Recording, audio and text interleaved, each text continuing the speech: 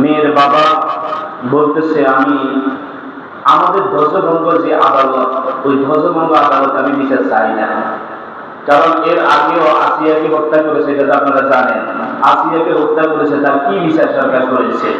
মিরপুর একটি 7 বছরের মেয়েকে দর্শন করে তার দেহ থেকে মাথাকে আলাদা করে ফেলেছে, তার দেহ থেকে তার হাতকে কেটে আলাদা করে ফেলেছে। ওয়ান থেকে তুলতে উঠেছে মাত্র 7 বছর বয়স। ওর নাম হচ্ছে সোহেলদা, বিবাহিত পুরুষ। এই 7 বছরের মেয়েকে দর্শন করে সেই দর্শনকে ধামাচাপা দেওয়ার জন্য মেয়েকে হত্যা করে। এমন ভাবে একজন মানুষ মানুষকে এইভাবে হত্যা করতে পারে, এটা জাহিলি যুগকেও হার মানিয়েছে।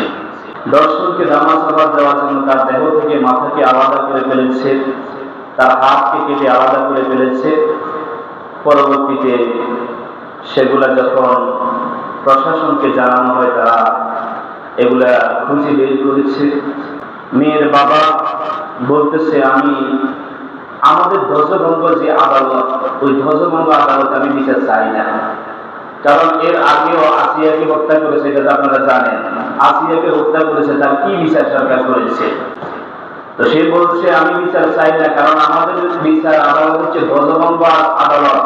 সেইখানে কোনোদিন এই সমস্ত হত্যাকাণ্ডের, এরপরে রেপ, নির্যাতনের, এরপরে জেনার কোনো বিচার হয়েছে এরকম কোনো ইতিহাস নাই। এই জন্য আমি বিচার চাই না। তো এখন বর্তমানে তাকে গ্রেফতার করে 2-3 মাস রাখলো, এরপরে তাও বাহানা করে তাকে ছেড়ে দিল। আমাদের তো সেই রংটা মাথায় চলে। আমরা সরকারের কাছে যা দাবি জানাতে চাই যে এই মেয়েটা জায়গায় আমার মেয়ে হতে পারত। আপনারও মেয়ে আছে, আমারও মেয়ে আছে। কালকে যে আপনার মেয়ে আমার মেয়ে এটা শিকার হবে না, সেটার আপনি কোনো গ্যারান্টি দিতে পারবেন? এই জন্য এই সমস্ত মামলাগুলোকে দৃষ্টান্তমূলক শাস্তি না দিলে মানুষ কখনো শিক্ষা গ্রহণ করবে না।